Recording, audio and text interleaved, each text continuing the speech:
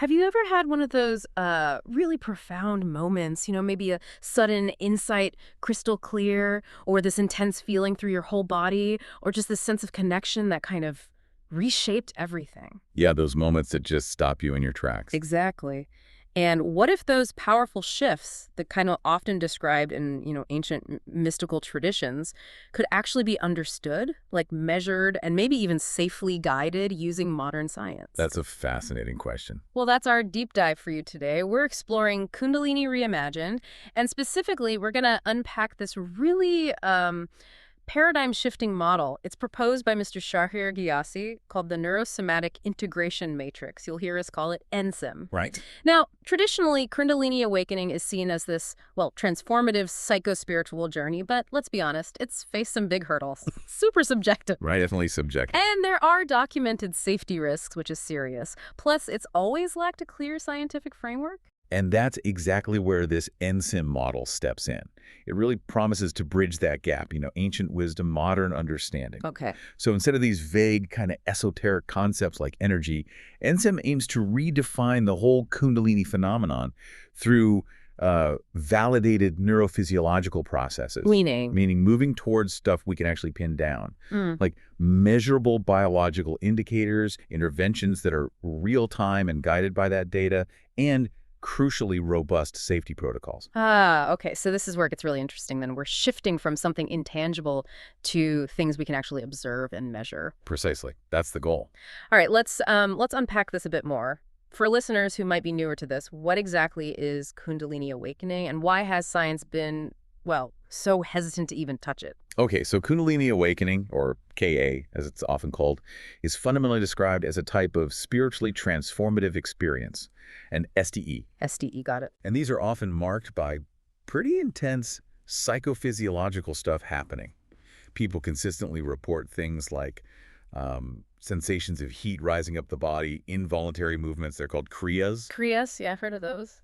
Profound emotional release, like catharsis, and a really significant shift in how they perceive themselves, their sense of self. Sounds pretty intense. It can be. Yeah. And what might surprise you, actually, is that some surveys indicate that roughly 41% of Americans report having profound transformative experiences that sound a lot like these KA phenomena. Wow, 41%. That's a huge number, especially for something that sounds so mystical to many people. It is. It suggests these experiences are maybe more common than we think. So, okay, if it's that prevalent, what were the main roadblocks? Why the scientific hesitation? Well, there were three really critical issues historically. First, like you said, the traditional descriptions relied so heavily on these subjective energy metaphors, things that just didn't have clear biological correlates that science could, grab onto and measure. Right, science needs metrics. Exactly. Second, there are very real safety risks.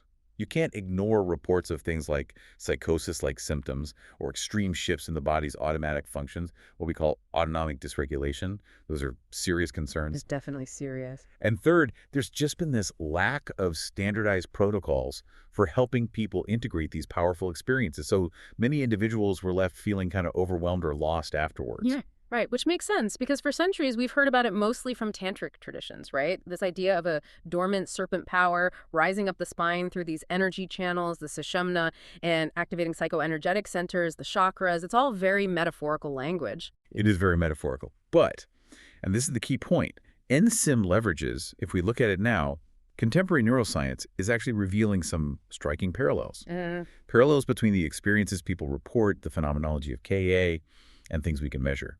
Things like specific neural oscillatory patterns, brainwaves, how our brains process internal body sensations, interoception, and the dynamic shifts in our autonomic nervous system, the system controlling heart rate, breathing, all that automatic stuff. The descriptions are starting to line up with measurable biology. Exactly. The potential to see parallels is there. Which brings us right to the core of NSIM.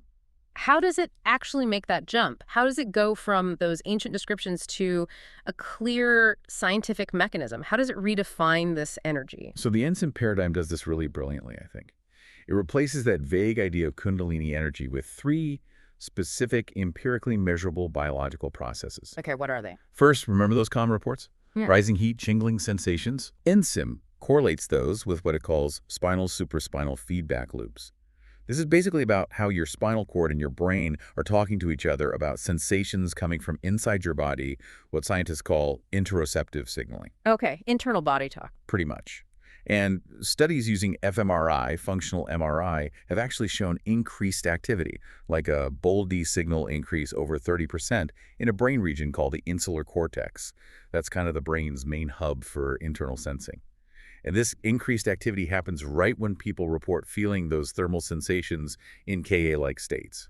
So it's not just a feeling, in quotes, it's a measurable brain response happening in a specific area known for body sensing. Wow. Okay, what's the second piece? The second piece addresses how Ka accounts often describe periods of intense autonomic instability, feeling like your body's systems are kind of haywire, maybe on overdrive or just out of whack. Right, that dysregulation you mentioned. Yeah. Exactly. NSIM links this directly to autonomic arousal patterns. And again, there's data.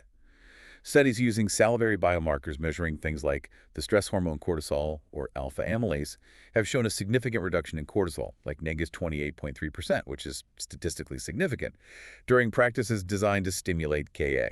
So it's demonstrably affecting the body's stress response system, pushing it towards balance. Yes, precisely, moving it towards a more regulated state. Okay, and the third one, you mentioned feelings of oneness earlier. Right, that profound feeling, sometimes called unitive consciousness or boundless affect, that people often report after an awakening. NSIM correlates that with neural oscillation coherence, specifically a type of brainwave pattern called gamma band synchrony. Gamma waves, those are the fast ones, right? Yeah, typically oscillating between 40 to 100 hertz. What seems to happen is you get this synchronized activity between different brain regions, especially key areas like the prefrontal cortex, involved in higher thinking, and limbic areas involved in emotion. This widespread synchrony appears to mediate those profound feelings of oneness or connection. That's fascinating. Brain regions working together in harmony. Exactly. And what's really remarkable is that some studies show long-term practitioners often exhibit this kind of persistent gamma coherence, even when they're just resting, not actively meditating. It suggests a lasting, potentially positive change in brain function. Incredible. So we're talking actual measurable changes in brain activity, body chemistry, lining up with these deeply subjective, transformative experiences. And NSIM doesn't just redefine the energy, it actually maps the old concepts onto the new science. Tell us about those correlates. Yeah, this is a really innovative aspect. It's like creating a translation key. For instance, what was traditionally called Kundalini energy is now correlated with autonomic tone variability. That's something we can measure objectively using heart rate variability or HRV analysis. Okay, so energy becomes measurable autonomic shifts. Exactly. The ancient chakra system. NSIM correlates that with segmental interoceptive maps. Basically, how different segments or zones of your body are sensed and represented in your brain. We can actually map this now using fMRI body topography techniques. Wow. So chakras as body maps in the brain. What about the movements, the kriyas? Those involuntary movements, the kriyas, are correlated with specific sensor-motor cortex discharges. Think of it as bursts of electrical activity in the brain's movement control centers. We can track this using advanced muscle sensors like high-density EMG and motion tracking. And even pranashakti, that concept of vital life force in some traditions. That's correlated with respiratory sinus arrhythmia, which is simply the natural way your heart rate speeds up slightly when you inhale and slows down when you exhale. It's measurable with standard ECG and breathing monitors. It really is like finding a scientific Rosetta Stone for these ancient concepts. You're putting a precise scientific lens on stuff that seemed purely mystical before. That's the aim. To demystify without dismissing the experience itself. Okay, so that's the theory, the redefinition. How does the NSIM method actually work in practice? How do they gather all this detailed data and then, apply interventions? Right, so the NSIM process begins with what they call multimodal biomarker profiling, which is just a fancy way of saying a really thorough baseline assessment, getting a snapshot of where you are before starting. Multimodal meaning lots of different types of measurements. Exactly. It includes neurodynamic mapping, usually with high-density EEG, maybe 256 channels, so very detailed.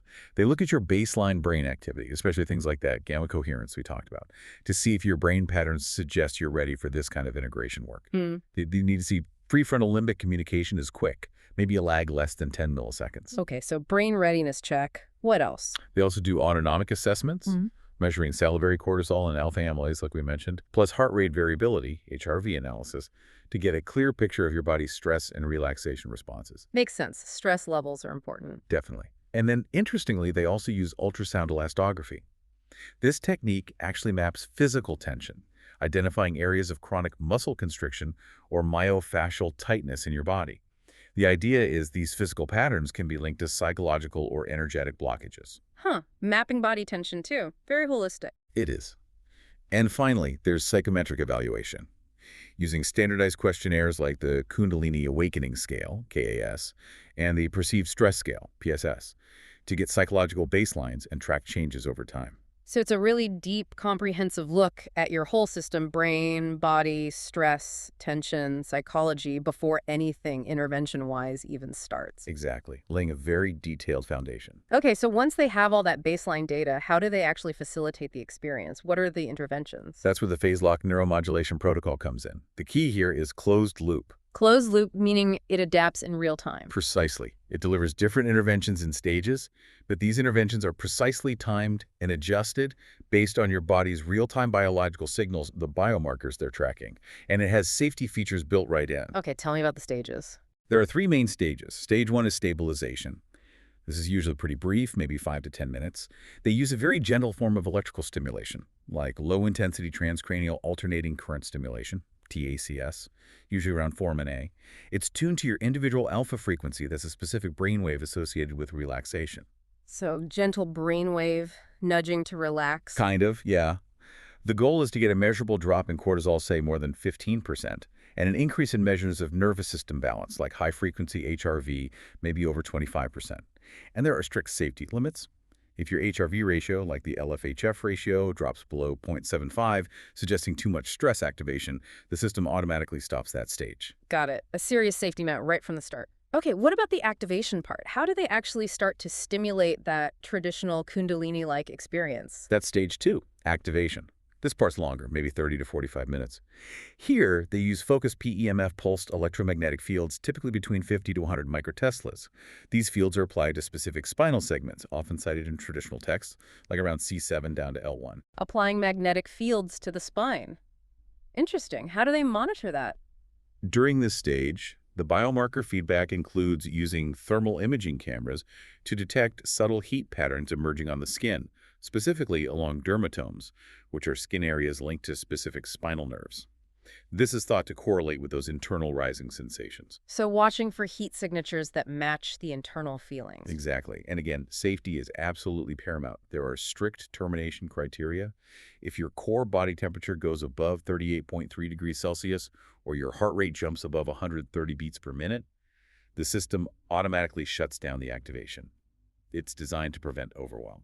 That makes sense, preventing the system from getting overloaded. So after this activation phase, how do they handle integration? Because that seems like such a critical piece for any profound experience like this. Absolutely crucial. And that's stage 3, integration. This lasts about 15 to 20 minutes. Here, they typically use gentle vibrotactile stimulation. Think subtle vibrations applied to the body, carefully synced to your breathing rhythm. Vibrations timed with breathing. Why? The goal is to stabilize your respiratory sinus arrhythmia. Remember, that heart rate fluctuation with breath. They aim to get the variation below 50 milliseconds.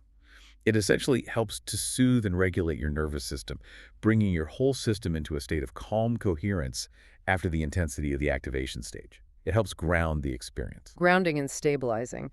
Okay, and you mentioned AI earlier. How does that fit into integration? Ah, yes, the AI-guided transformation mapping, or AID-TM. This is incredibly innovative and really targets those integration challenges people often face after spontaneous KA. How does an AI help with integration? Well, it's a sophisticated neurosymbolic AI system. First, it correlates all the biomarker data gathered during your session with your psychological outcomes, measured by things like the KAS and PSS scales. It looks for patterns. Okay, linking the biology to the psychology. Exactly. Then, based on those correlations and identified imbalances, it can generate personalized somatic practices, specific body-based exercises, or awareness techniques designed to help you process and integrate the experience physiologically. Personalized homework, essentially. Kind of, yeah. Tailored to your specific neurophysiological profile. And it goes even further. By learning from longitudinal data collected from advanced tantric yoga practitioners over time, the AI can actually help predict potential transformation trajectories for you. It helps build this dynamic, personalized roadmap for your individual integration journey over the following weeks and months. That's really something. It's like having a hyper-personalized coach that's constantly learning and adapting, powered by this huge data set. It sounds very systematic, very scientific. But what's the actual proof? What's the evidence this approach works? Yep. And how solid are those safety nets in real-world practice? Good questions. The source material points to several lines of evidence validating this kind of biological approach.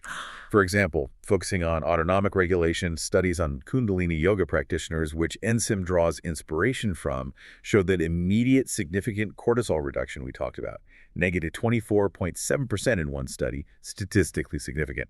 That confirms a rapid, measurable impact on the body's stress system. Okay, so the stress reduction part checks out. What about brain activity? For neural oscillations, studies on advanced meditators during states described as Kundalini-like showed significant increases in that powerful gamma synchrony. The paper cites stats like F178, 6.21, P.05. This indicates their brains were indeed entering these highly coherent, integrated states that practitioners report. So brain waves match the descriptions too. Yep. And for sensory processing, remember those rising sensations. Studies found that a high percentage of practitioners, around 68%, reported these sensations, and importantly, these reports correlated directly with measurable activation in the somatosensory cortex, areas BA, 3A, 3B, the specific part of the brain that processes bodily sensations. So the subjective experiences consistently line up with objective, measurable changes in both the brain and the body. That's compelling. Now, what about the safety aspect? Given the known risks, the potential downsides of spontaneous Kundalini experiences. Right. NSIM protocols seem designed to directly address those documented risks. First, there's mandatory exclusion criteria. People with a history of psychosis or severe unresolved trauma are generally screened out, which is crucial for preventing destabilization in vulnerable individuals. That seems like a responsible first step. Absolutely. And critically, the authors claim that the phased, gradual exposure inherent in the NSIM protocol significantly reduces the risk of adverse events. They contrast the estimated 38% risk in spontaneous KA cases down to less than 5% with this guided approach. Less than 5%. That's a dramatic reduction. It is. And those physiological safeguards we discussed, the real-time monitoring of heart rate, temperature, HRV, with automatic shutdowns if thresholds are crossed, those are specifically designed to prevent the system from going into the kind of overload states often implicated in what's sometimes called Kundalini syndrome. So multiple layers of safety. Yes, and the overall implementation framework reinforces this. It's described as having 4 tiers of protection. That rigorous pre-screening, the dynamic modulation based on real-time feedback during the session, constant facilitator monitoring by a trained professional, and then a mandatory 8-week minimum integration mandate afterwards, often involving weekly check-ins and continued support. So it's not just a one-off session. Not at all. There's a whole clinical integration pathway outlined. Preparation, maybe 2 to 4 weeks, the activation session itself, consolidation, first 2 weeks post-session, and then a longer transformation phase, maybe 6-12 months, each with its own specific assessment tools and focus. Okay, this really sounds like it's not just about triggering an intense experience, but about managing a complete guided process, with checks and balances designed for, hopefully, lasting and healthy transformation. That certainly seems to be the intention. So stepping back then, what does all this mean for the big picture, for how we even think about consciousness or transformation itself? Well, I think it really prompts a significant rethinking of Kundalini awakening. NSIM isn't just presenting a new method, it's proposing a fundamental reconceptualization.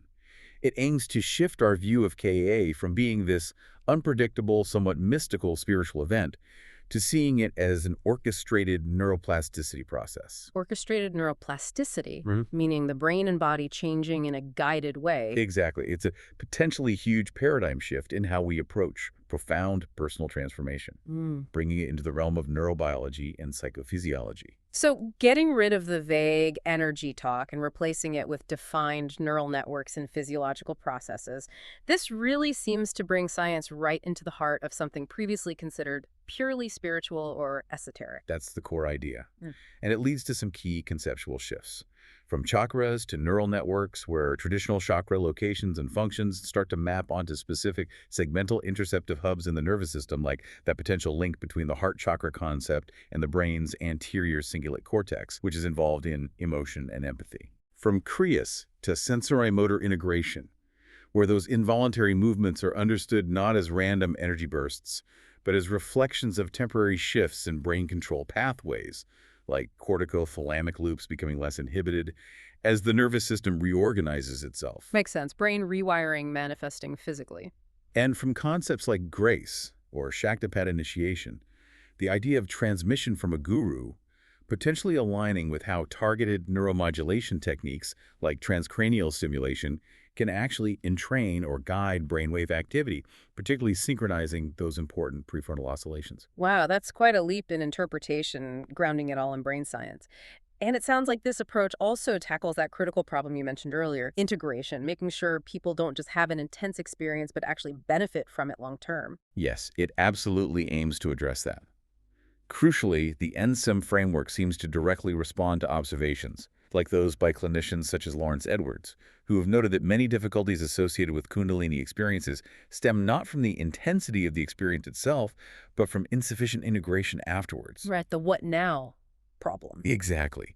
And that AI-guided transformation mapping, the ADTM component, by correlating biomarkers with outcomes and generating those personalized somatic practices, provides that crucial neurophenomenological bridge. It connects the intense subjective state with concrete, actionable steps based on your unique physiology, aiming to foster stable, lasting transformation. A bridge from the experience back to integrated daily life, built with data. That's a good way to put it. It means the focus isn't just on triggering something powerful, but ensuring it's truly beneficial and sustainable. So if we wrap this up, the Neuro-Somatic Integration Matrix, NSIM, really seems to establish potentially the first scientifically validated framework for understanding and maybe even facilitating Kundalini transformation. It takes the traditional phenomenology, the lived experience people report, and grounds it firmly in measurable biology, autonomic physiology, neural dynamics, sensory-motor processing.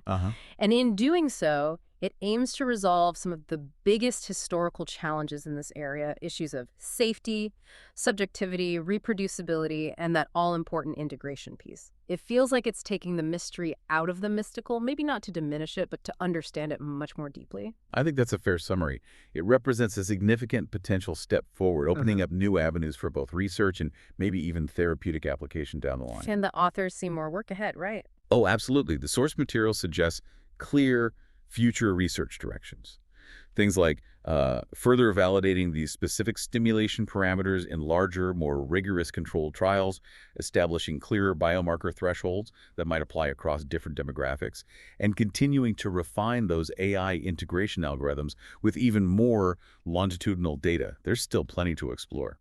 It's certainly an incredible thought to leave our listeners with. If ancient practices aimed at human transformation can be so precisely mapped, measured, and perhaps safely guided by cutting-edge science, well, what other mysteries of human experience might just be waiting for their own scientific paradigm shift? It makes you wonder. Yeah, what new pathways to human flourishing might this kind of approach eventually open up for you?